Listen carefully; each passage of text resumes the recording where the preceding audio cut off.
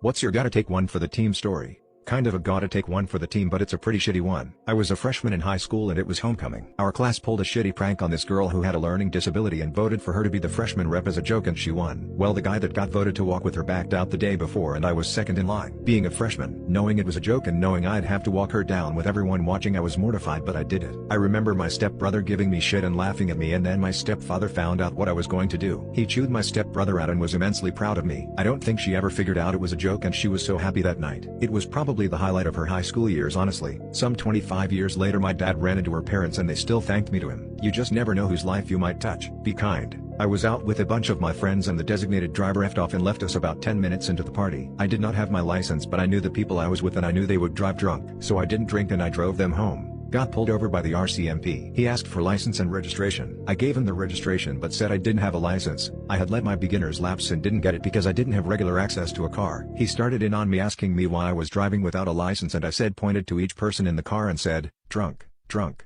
drunk, drunk, and I didn't drink. He gave me back the registration and said carry on. Friend of mine got in a late night fight at a bar and was sent to the closest police station. Everyone left and I was left with him. Rode the police car with him and called our lawyer and helped through all the legal procedures to pay bail and get him out. Still had to get to work by 8 a.m.